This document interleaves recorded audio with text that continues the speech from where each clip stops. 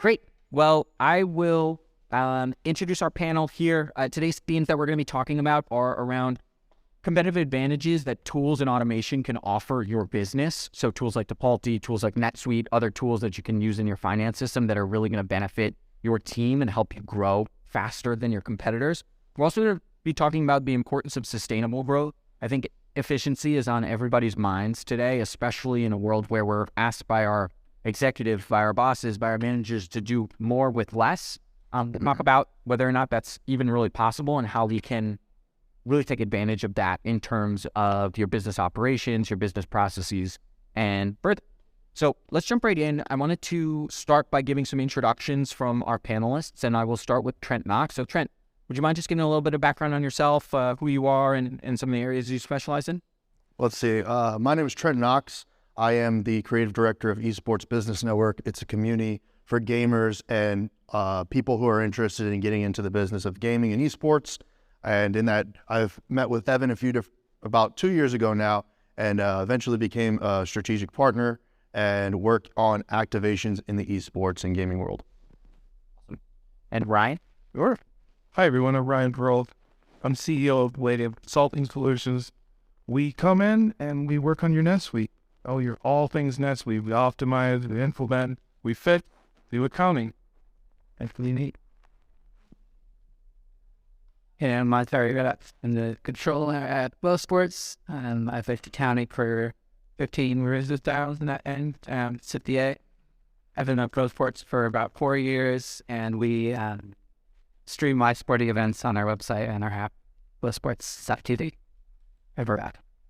Awesome. Thank you all. So just to get us kicked off, today I wanted to talk about some of the challenges that we're facing in esports and gaming, as well as the traditional sports, and then just overall in terms of industry and the overall economy and how we're, companies like Ryan are helping businesses really step up their operations and get to the next level. So starting with Trent, I just kind of wanted to hear about some of the challenges that the gaming and esports world might be facing when it comes to growing their business and scaling to the next level. Yeah, so I think the first thing I wanted to say is that there's a lot of bleed over from the gaming and esports world into the creator economy that's at the larger scale. And so a lot of the technology that both Flow Sports uses and the broadcasting platforms and turner operators in the esports world are very similar. And so I think that's where we kind of relate in a lot of ways. As far as the challenges that are really facing the esports world, communication is a big one, and also this ability to streamline payments to international companies, because esports and gaming has become such a global phenomenon, especially during the pandemic and all of the things that happened then. People are now looking for that guarantee and the safety and trust in people like Tipalti to service those payments. So sort of communication and efficiency are two of the big ones. Yeah, absolutely. And it's something that I talk about with a lot of our clients, is that communication and efficiency can be a real challenge, and especially when you're a gaming and esports company that has thousands, if not tens of thousands of people that are using your platform, needing to get paid, needing to interact with you. And I think we see that in a nice example in Flow Sports too, where you have tons of people streaming your guys' content, tons of people watching traditional sports on your guys' network. So do you find some of the challenges are similar in the Flow Sports world or in the traditional sports world in general, in terms of communication, in terms of payouts, in terms of being global ready from day one? And we'll obviously dive into some of those topics a little bit further as well. Yeah, so full disclosure, we've been a Tipalti customer since end of 2020. I'm going to start to sell it. And it's been, the reason we went with Tipalti in the first place is just there's a lot. We were using Bill.com before that, and it's a great tool, but somewhat limited in terms of the countries you can pay to, the ease of getting people on, getting vendors onboarded, collecting the info you collect to get people paid. We were just at this, we were a third of the revenue when we implemented Tipalti that we are now. So back then I just thought, man, we're going to continue to grow around this trajectory. Our volume's going to get this bigger and bigger. How are we going to do something on the AP side that's going to be scalable? How are we going to easily onboard vendors as we have new vendors that we're working with without just killing my team with emails back and forth and saving PDFs to Dropbox and trying to dig up those PDFs and, sending it back to the vendors saying, hey, you missed this one checkbox. I just knew that when we matured as a company, we would need something that was a more mature tool. And so being able to do that when we were a little bit smaller has been a huge advantage to us for us now that we're a lot higher in volume and needing to work with more vendors, more complex payments, international, as you said. Having vendors easily know, like, okay, this is what I need to do to get paid by Flowsports. Having that internally communicated throughout the company has just been a huge time savings for us. Yeah, for sure. And just one minor follow-up there, just in terms of being kind of a sports streaming company, do you see any challenges that are, similar to some of the ones that Trent might have been mentioning, or some challenges that, maybe are similar to other streaming companies or other sports companies that are worth mentioning? Yeah, I mean, I think because, so our sales team is selling in a way that's a little bit different, and where they're closing deals that we're actually paying the people that we're selling to. So we're saying, hey, we want to stream your stuff on our site. How much can we? What are you willing to accept as payment for us to have those rights to stream your events? So we're basically fighting for the right to pay these people, rather than fighting for them to pay us. But so that becomes the AP side becomes almost like a part of sales in that way, where if we're really dialed in on the AP side, it's a huge, it just eliminates any friction with those really important relationships. Totally. And that story is similar to a lot of our other customers, where it's build in the payments into the core of your product, which enables you to be more efficient, which enables you to be spend less time managing kind of the day-to-day challenges that you might have in making payments, and it allows you to be more successful with sales, allows you to be more successful operationally. So it's an interesting story from the Flowsports perspective. Ryan, so I wanted to talk to you a little bit more about your business. Obviously, you specialize in NetSuite implementations. You obviously have a knack for helping companies kind of across the gamut in terms of their NetSuite instances. But can you talk a little bit about how, the process that you guys go into with helping organizations, and, how you go about, let's say, a checklist of items that you need to take a look at? Absolutely. And I'm happy to be on this panel with Mark's example. We're going to back into that probably the entire time, because if I was to come in and talk to you, or any organization for that matter, we're going to talk about 4 different areas in your business. I got to get to know your business first, right? I can't put a whole system together and guess at this whole thing. Order to cash, that's your AR side. Procure to pay, that's your AP side. Design to build, that's your inventory, how that moves through your system. Record to report, all the other good accounting stuff. The month-end close, the journal entry, the bank transfer, all that stuff. Today, for purposes of our conversation, we're talking about procure to pay, we're talking about AP. AP automation as it relates to something like, in Mark's case, they use thousands of vendors, you guys, thousands. If I'm coming in, and usually, by the way, I do start with AP. That's the first way, because AP is the area you as a company can control the most. If you think about that, this has been my experience at least. When it comes to the AR side, you're trying to get your customers to pay. That's why you have a whole collections team, and they have to run through the hoops of the payables on the other side, right? And so what we're talking about here is, what can you do? What can you control? And in a case where you've got thousands and thousands of vendors, you can control that. No longer are you going to have all these emails flying around to 10 different AP clerks. Hey, did you get this 1099? Did you get this, whatever form, get the contract for that? No, having a streamlined portal to bring that in, that's massive. That's the first thing. If I was to come in and look at Mark's firm and do an evaluation, first thing I'd say is we need a product like Tipalti, because native NetSuite, and we're NetSuite for, I don't do anything but NetSuite. NetSuite native, love NetSuite. I've been in the NetSuite ecosystem for 12 years. But I can tell you from being in it for 12 years, his case, not going to work natively. So, to answer your question more directly, I would come in and go through all 4 of those areas.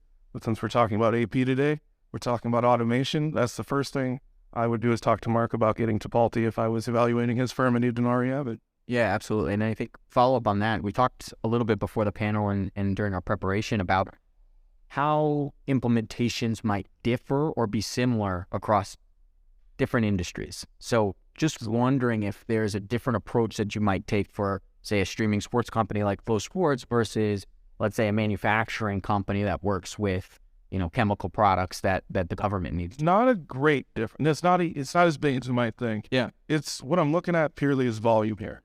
Now I'm going to see how many are companies versus 1099 to individuals. What's your flow? How fast? What's your turnaround time too, right? Mm-hmm. That's super important. How fast do you have to pay your vendors? That's one of the things that comes up all the time. Sometimes there's other considerations. You have to pay a percent of sales or something like that. But no, it's really it's volume. That's why I led with the AP side. You guys can control. You guys can control it in your organization or anything else. You make your vendors go through a portal. That's great. Everything's formalized in that. So try to use that as much as possible. And yeah, again, I'm looking at volume. I'm looking at complexity of your volume too, as a much secondary characteristic. Yeah, I like that. And obviously, Trent, since we started talking about 2 years ago, Austin has really grown into one of the premier cities for gaming and esports. And, probably not a mistake that you're living here for that reason as well. So just wondering if you're seeing, maybe thinking about pre-working with Tipalti as a strategic partner and post-working with Tipalti as a strategic partner, are you seeing any benefits or challenges that esports companies have traditionally had that, Tipalti is helping to be a solution for? Or are there other areas you want to talk about that esports and gaming companies might be, looking for other solutions, looking for better ways to manage their operations? Yeah, so esports and gaming operates like a small business in a lot of ways, even at scale, like at the level to where we're getting to an enterprise level. And so they're operating on spreadsheets, they're operating on PayPal, like just handing each other cash over Cash App and that sort of process. And so some of the clients that we started working with are international companies based outside of North America that are selling this sort of a new concept called digital identity. And so a lot of the assets, and we're not breaking into like blockchain or anything like that, but centralized assets like on League of Legends or on any of these more mainstream AAA or AA games, that they're transacting amongst each other on an international level. So that takes in that GPP component that Tipalti offers. And of course, with their partnership with Twitch and everything that they do as far as payments go there, that speed that Ryan's talking about is extremely important because it's what funds their operations and allows them to create content and keep going. Yeah, totally. And for anyone who doesn't know, GPP, Global Partner Payments, something that Tipalti really specializes in and we'll be diving into a little bit further here as well. So really appreciate that background. And Evan, can I add? Yeah. I see this all the time. He said I operate like a small organization, but doing millions of transactions. Yep. I I cannot tell you how many organizations we've gone into. I'm like, okay, show me your AP, and it's a spreadsheet. Yep. Whoa. One of my customers comes to mind. I won't bring them up, but I'm like, whoa. There are millions and millions of payouts on a spreadsheet that they upload into a payment system. Yep. Man. Yeah, and this is an offshoot. We didn't plan for this, but Mark, how are you all managing pre-Tipalti? You said using Bill.com, but was that Bill.com plus spreadsheets, or were you able to at least keep it all in Bill.com? Or Yeah, it was mostly Bill.com, but what was messy was the vendor onboarding. Yep. Right, because it was all, hey, can you send us a W-9? Right, the email communication, social security numbers, EINs over email, not being super secure. Exactly. Oh, yeah. It felt very risky to do it that way. Yep. As it was. The security piece is massive too, right? Totally. You're dealing with a lot of very, very sensitive data when you're onboarding, especially individuals. Yep. Yeah.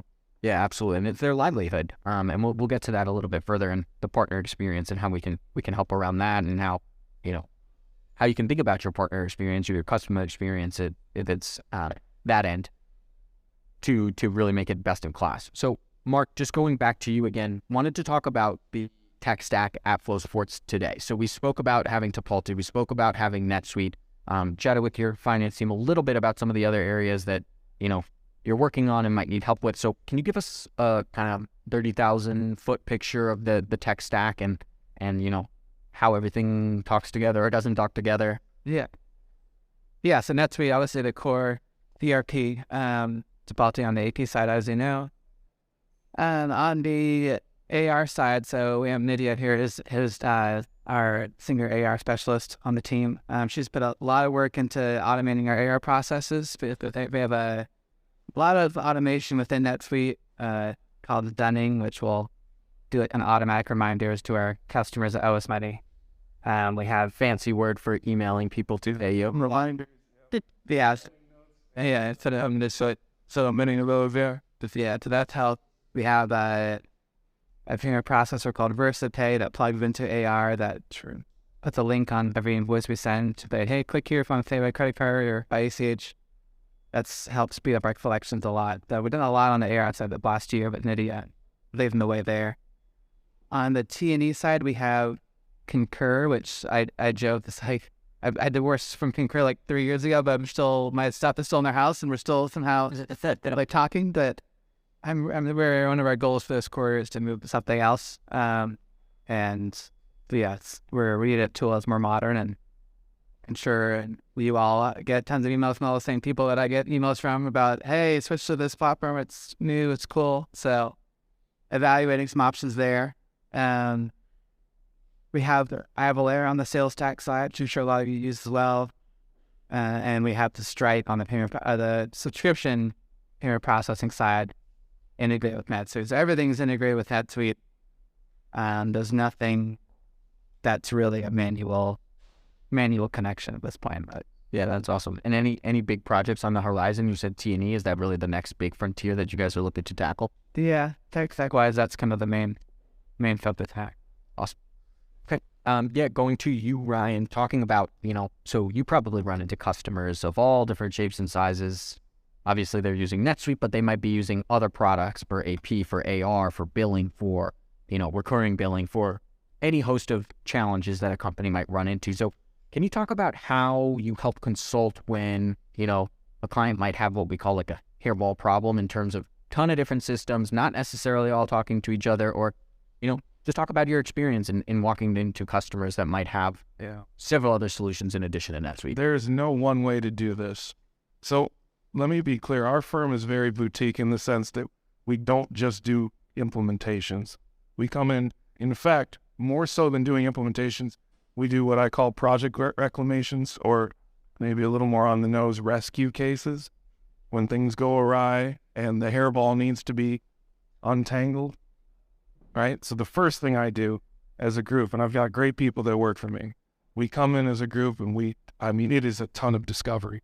We have to go through every piece of everything, of everywhere, and where it touches and where it doesn't. That's the first piece. You have to untangle that hairball. It's like spaghetti code, right? If anybody's ever written code, you know what spaghetti code is. And we got to get that out of there. Or an Excel spreadsheet where someone over-engineered it with, that formula that goes about 500 characters. You guys have all seen it if you work in accounting. Some guy was way too smart or some gal was way too smart, and you could have done that whole thing by just pointing equals or something like that. It's the same thing. We come in, people over-engineer stuff all the time. There's over-eager salespeople all across it. It's in every sector, and we come in and we look at that, and we identify it, and then usually what ends up happening is they end up keeping all of their plugins, but they end up using them differently. There's usually one or two factors in there that's creating that compounding hairball effect. And usually it's something that they say is out of their control, and then we find out it's not really out of they just don't want to fight that fight. It's oftentimes, these systems tend to work when you these companies, like Tipalti is a great program. It works the way it is, but you can customize yourself into a quarter if you really want to, and then somebody's got to pick the fight. Well, so-and-so wanted to do this initiative. Well, then it turns out when we did our discovery, that initiative was not the right conclusion. Just period, point blank. Well, now you got to go pick a fight with the person that made that initiative, right? Oh, now everybody gets quiet. And then I have to come in. This is why our firm is good at what we do. We will force them to have that conversation, I think. And then you figure it out. You make the things work the way they're supposed to. And naturally, you get better automation. Yeah. And it sounds like a lot of the time you might just be fighting It's the way we've always done it. It's the way I had a nickel for that one. Yeah, it's the way we've always done it. That's a challenging, a lot too. So Trent, going to you, I was going to switch topics a little bit, but I wanted to ask if you had any thoughts from your perspective and your expertise. Are you seeing, one of the things that I've noticed at least, and I'll say this in the most PC way possible, but a lot of esports and gaming companies aren't as mature when it comes to business operations as maybe some of the other companies that we've been talking about. And so I'm just wondering if A, you agree with that, and B, what you might be seeing when, you're coming to consult for how do we grow our fan base to 100,000 fans from 50,000 fans. Are you seeing some of that operational inefficiency and some of that tech stack, some of those tech stack challenges that Ryan's referring to?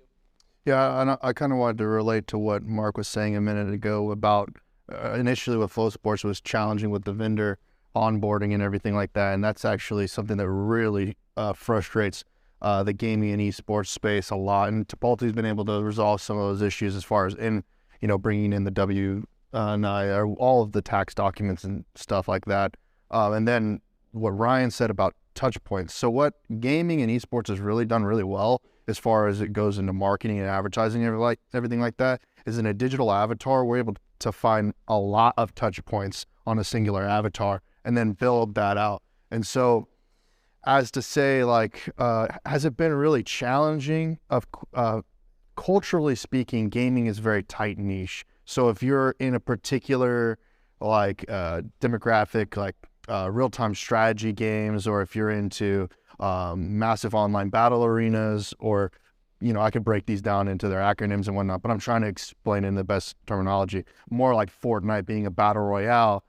These are very compartmentalized, but there's some crossover when we go into the large scale tournament operations and whatnot. And that's where it gets kind of hairy with the language and everything, and being able to communicate not only to the more grassroots of a fighting game community, to the high value Hollywood production of Fortnite World Cup, which is became very popular during the pandemic and whatnot. So yeah, there's an extreme challenge because outsiders aren't really welcomed much into the gaming and esports space easily, because whether they're non-endemic or they are endemic, speaking to directly the language of that particular niche and also that brand and whatnot is very challenging. And so building these systems and these operations and everything that can go into it and creating that relatability across the board is something that, I've tried to work with Tipalti very heavily on. And it's a process that's, still unfolding as we even speak, as esports becomes more global and more inclusive and brings everyone together across the world. Totally. And it leads really nicely into my next question around being global ready from day one. I think something that I believe it was Ryan who was mentioning is more companies today need to really be global ready from day one. And what does that mean? So starting again with you here, Trent, in terms of being a global business from day one, but only maybe having, being a business of one, being an entrepreneur, or having just a very small team, how are you able to accomplish that? And maybe talk about a few days with sports and gaming ones and why it's important. Yeah, as I was thinking before I answer the last question, I was thinking about brick and mortar versus this digital landscape that we're in now, as far as selling products across the world and everything like that, and positioning them to be marketable in different markets. We've ran into challenges even with the integrations that we've tried to do with Tipalti in India and Japan and different places because of splitting the forex, the foreign exchange of the cash that comes in and the cash that goes out. Payment gateways, exactly. And so, I'm sorry, I kind of derailed a little. Just talking about the global readiness for gaming and esports day one.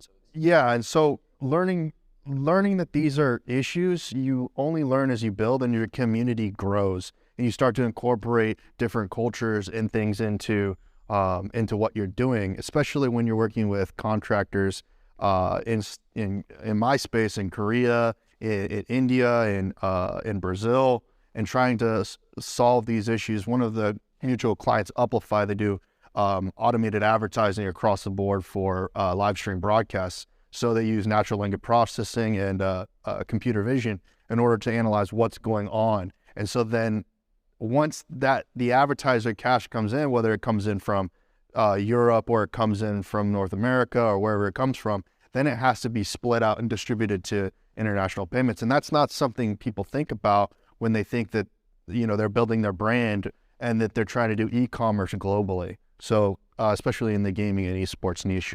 Yeah, and I think what you said about, thinking about brick and mortar stores versus the new world, or I'm not super new, but new world digital economy. There's a huge difference in terms of taking a brick and mortar store and opening your first internationally. I think back to the Starbucks story and how they were unsuccessful doing it 2, 3, 4 even times before they hit it right on the head.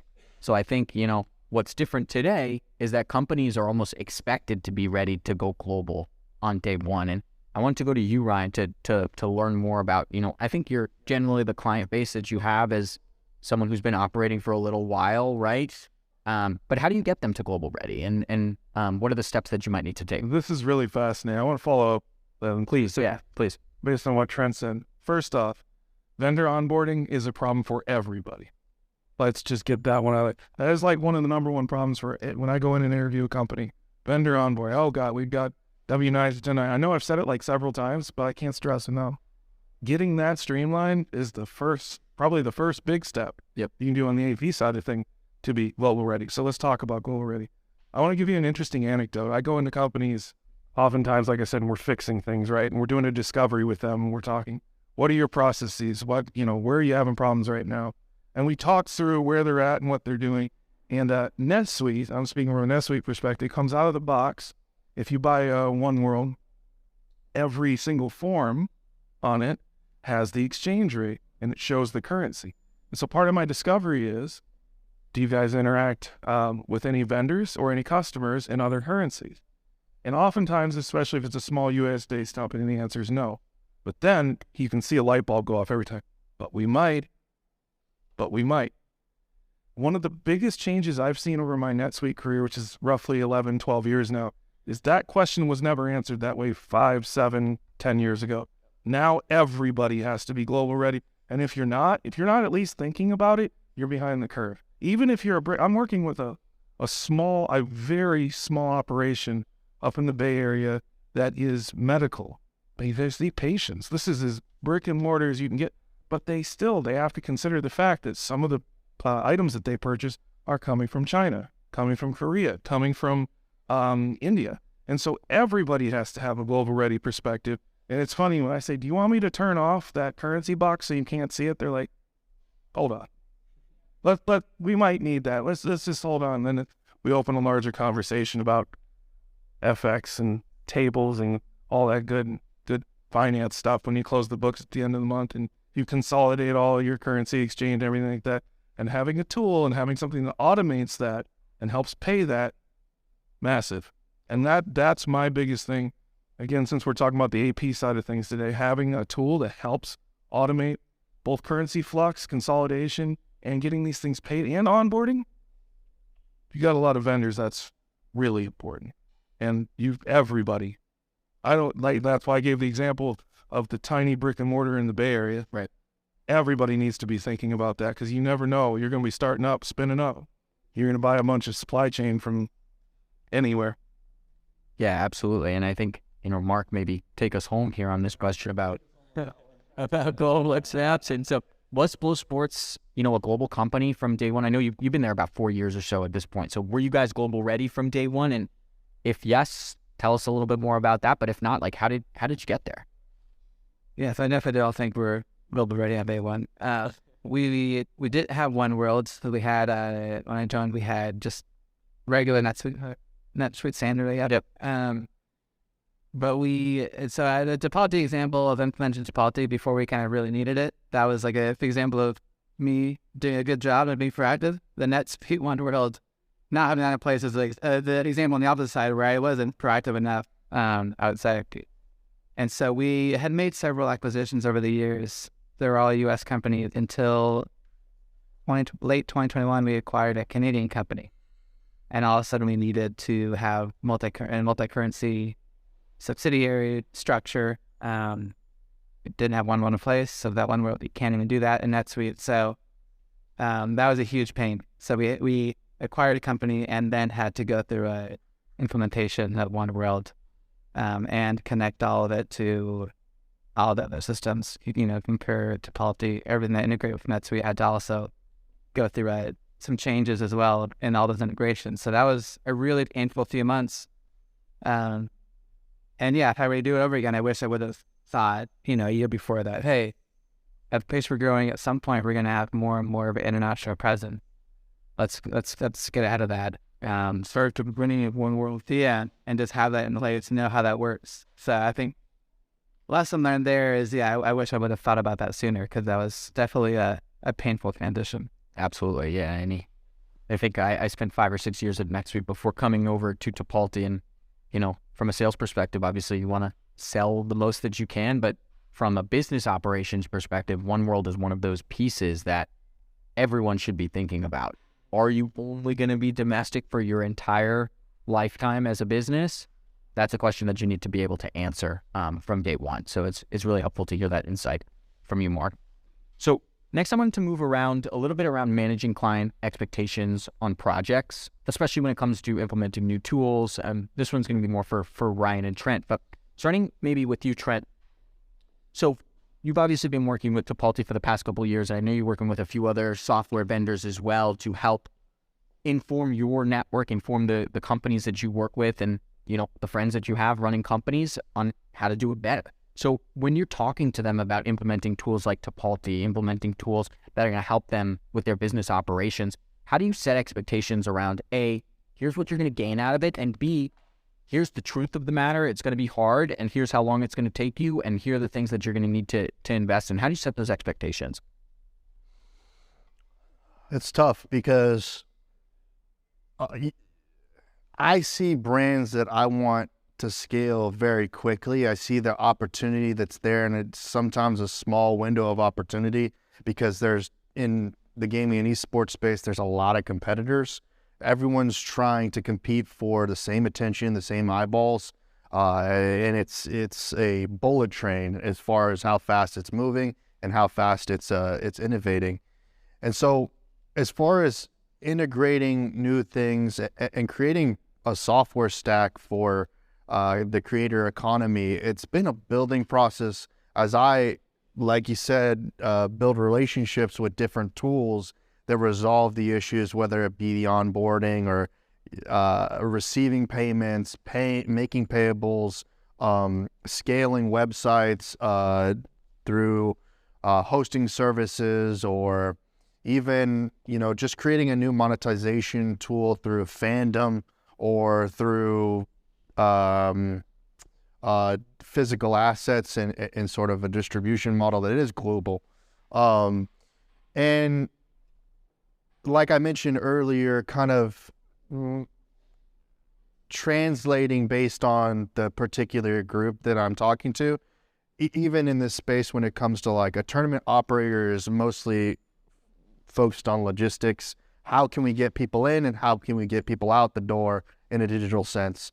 Whereas teams, they're more concerned about branding and productizing in a way that they can kind of diversify, and then creating that B2B relationship between those vendors that they're going to be working with and what sort of tooling needs to be built out for that particular use case is sort of the challenge that goes. And I want to kind of segue, because you mentioned Starbucks recently, and this is sort of related to the gaming space. I heard that they had like a huge amount of the cash that goes into their gift cards and stuff like that sits dormant, and then they use that capital in the space to kind of build the brand and build their business.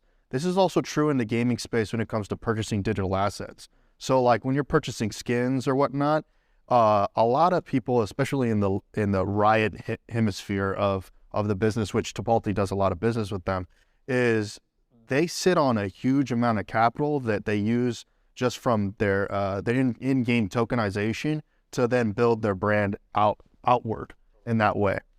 Yeah, and I think we're going to see a lot more companies like Riot kind of take advantage of that. And that's where Tipalti sits is being a reliable, and we all know what's happening with the banking world these days and the challenges that come with that.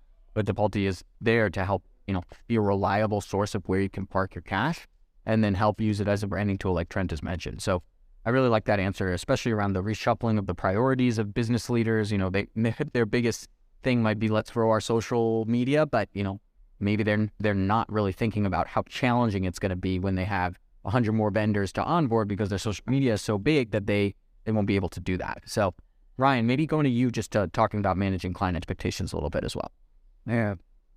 It's funny because I'd love to pick up on like 6 different points that Trent brought, because I've got people at Starbucks and I've got people at this Riot Games. And without going too far in the details, Trent's exactly right. There's a pile of cash just waiting to be deployed with the relationship. And sometimes your relationships are vendors. There was one point I want to pick up on that. Having a good relationship with your vendors, people underestimate that. You can get stuff. You can get through things. You can grease the wheel. You'll get credits. All kinds of things happen. Just because you're paying them doesn't mean that there can't be kickback to you as an organization. It's a symbiotic relationship. So I'd like to point that out too. Having a good relationship and paying your vendors on time, there's a lot of advantages that come with that. But your original question, could you... Just around managing client expectations of projects. I mean, this could be its own topic and it's in and of itself. So I remember I had a point on that. So if you listen to Trent's answer, and I love Trent's answer, the space he lives in is vision people, right? A lot of vision. How can we expand our game? How can we sell to as many people as possible? How can we monetize in different areas? So Trent's constantly dealing with vision people all day, every day. I'm dealing with finance people all day, every day. And oftentimes finance people, Mark, you sound like a vision guy, but oftentimes finance people are not. They want, explain this to me exactly how this is going to save me money. So I find, the way I set these expectations, I'm breaking everything into units. That's what I'm doing.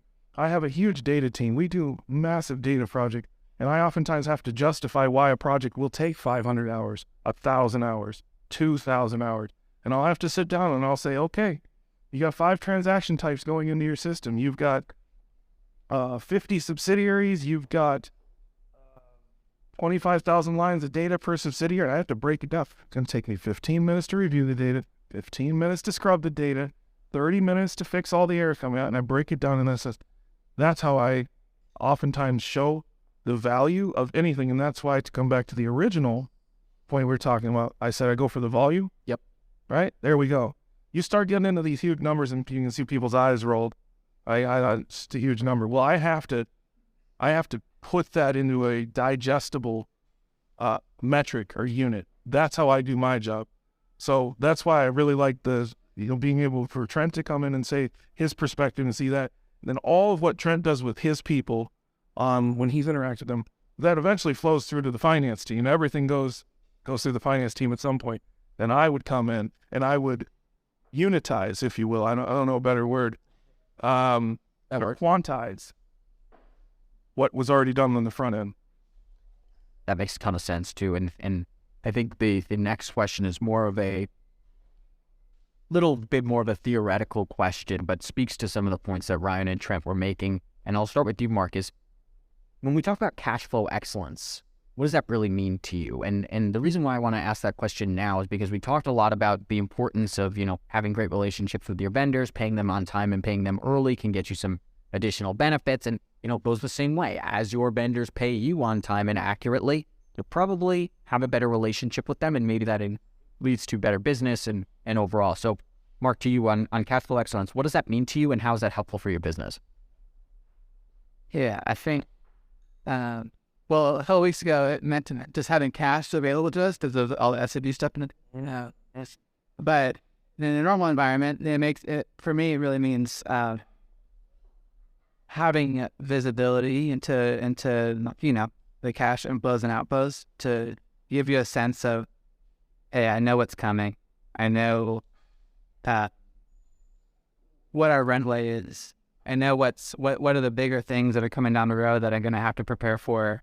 What are my most important payments going out? What are the things that we need to make sure we hit as far as top line? So it's really having, for me, like, cash flow excellence is all about his visibility, right? Do you really feel like you have a good grasp of what is going to happen in the next few months, right? And so a lot of things going to on the payable side, obviously, too, right? Prioritizing our most important partners, making sure they get paid on time, even if they don't send us a invoice on time, making sure we're following up with them. So, yeah, I think more than anything, it's just visibility gives you kind of control over your cash flow. And similar answer to when I've asked that before, I've heard similar answers. It's all about predictability, all about that, having the ability to try new things as well. If you don't have cash in the bank, sometimes you can't really try anything new. So it's about that, having the predictability and the ease of decision making when you have an idea of, okay, we have $1 million coming in next month, then we need, 800,000 to go out next month, the same month. We only have 200,000 to play with. So what can we do with that? Gives you that predictability, that visibility that you talked about. Having confidence in your treasury numbers, that is probably, and from my experience, one of, if not the most important thing when it comes to decision making at the chief level. Do we have the money to invest in our people, to invest in growing, to invest in this, and where are we going to get lumpy, right? And having confidence in those numbers. Anyone can throw a cash flow projection together, but is it right? Is it good? Is it following the model? And a big part of that are, what are the inputs? Are we paying regularly? Are we receiving regularly, right? It boils down to basic things like that, but having confidence in those numbers helps you make better business decisions. For sure. And something we've talked about throughout this presentation is, Trent's touched on it in a big way in terms of the creator economy. Where does esports and gaming fit into that? We've had, some would say that Flow Sports is part of the creator economy to an extent in terms of showing the live sports that they have and offering it at, at a wide global level. So I wanted to point to a stat that we found in a Tipalti survey last year, and we found that 67% of creators were reluctant to go full time. And so we had creators from all different walks of life, whether you're, an artist on Canva building new templates on Canva, or you're a gamer that works, that is part of the League of Legends community, or you're a developer on Roblox, or so on and so forth. Think of creators in many different ways, not just the Instagram influencer trying to sell you a new bikini or whatever it might be. So creators of all walks of life.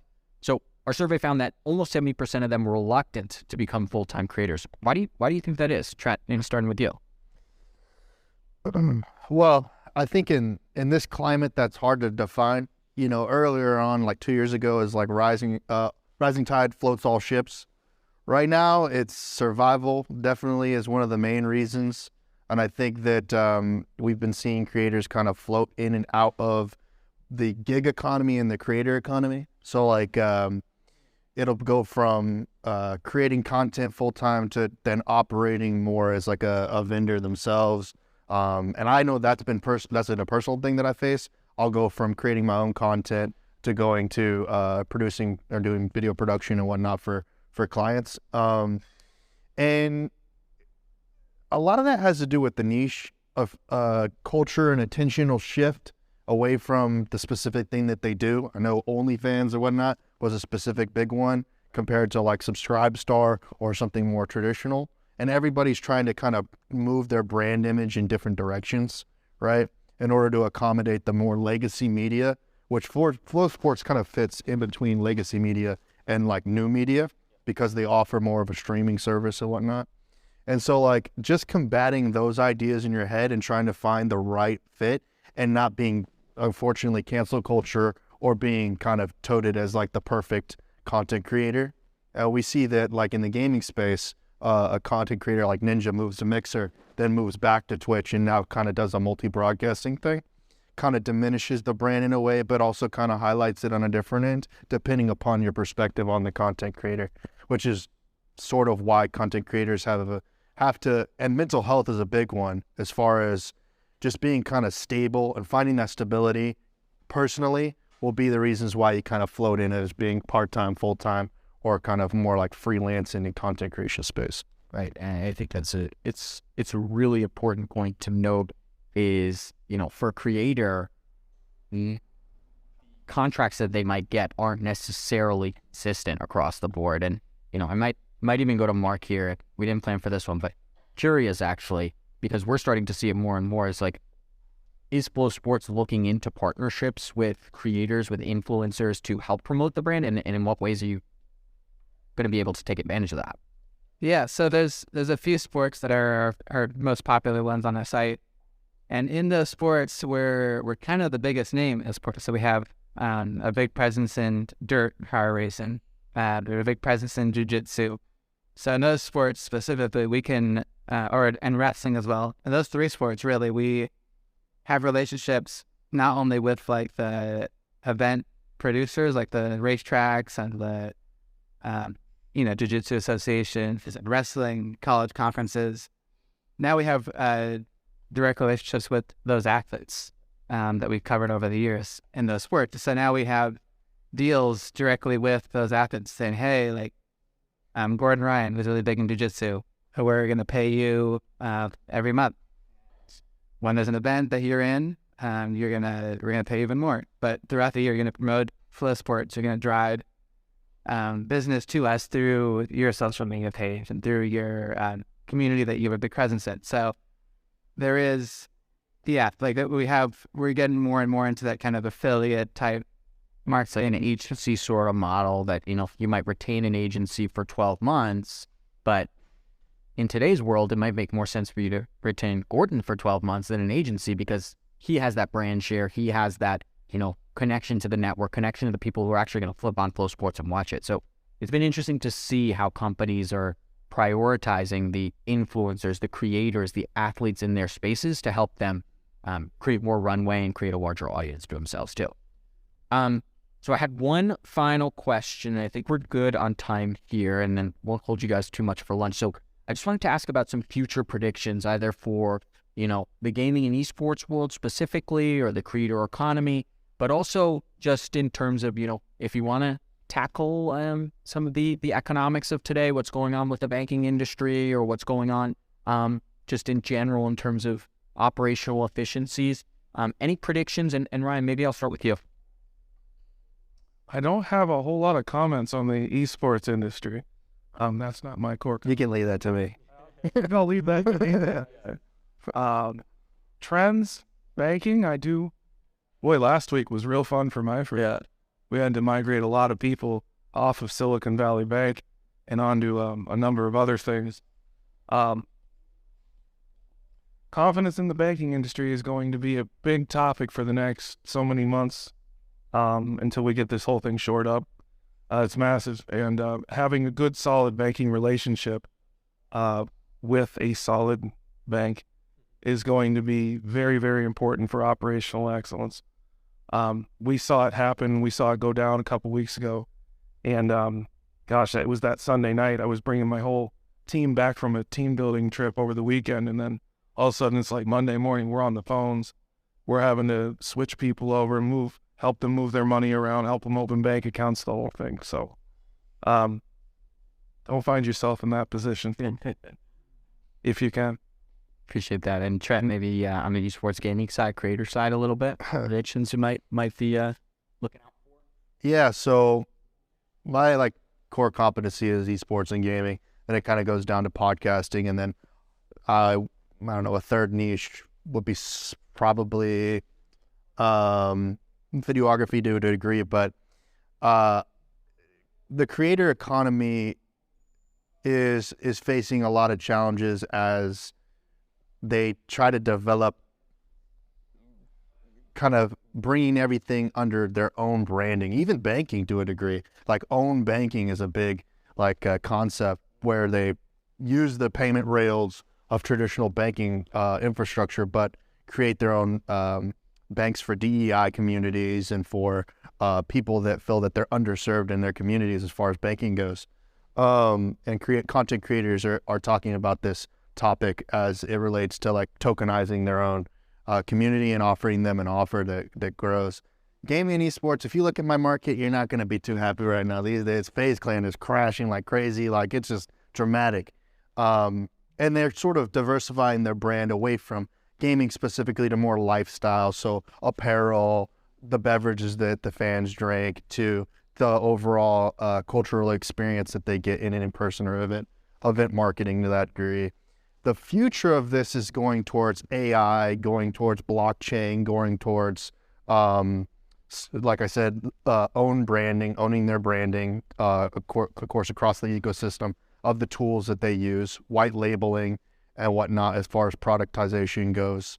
And so I think it takes a lot to figure out who that avatar is. Like I said earlier, there's a lot of touch points because there are so many different ways to create that digital identity as far as the fandom goes.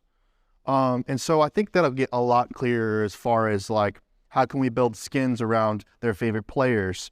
And sort of the technology that implementing their own identity into the game as far as the representation goes, versus more the traditional legacy model of representation. Right, and some big effort too around that is like, how can we take all the money that you've poured into a specific game in Fortnite, let's say, and you have all these awesome skins and all these awesome customizations. How do you take that and, it's not just stuck in Fortnite where you dumped $5,000 in there and it's only good for that one game. How can you take that and make that more of the walled garden aspect? And then Mark, any final comments? I know you spoke a little bit about some of the new influencer type of things that Flow Sports is doing, or maybe not super new, but anything else you want to talk about in terms of future predictions or future for Flow? Sure. Yeah, I think we're seeing, in terms of investor relations, there's a lot more of a focus on EBITDA versus top line. So I think just in the past it was, hey, if your revenue is growing, 2x every year, who cares what EBITDA is? If you're growing like this, then EBITDA will eventually, turn from negative to positive. But I think now we're kind of seeing a little shift of like, okay, once your top line is solid enough, like you better start turning it profit. Yep. And so I think 3 years ago, if you had told us our revenue would be what it is today, we would have already thought we were profitable.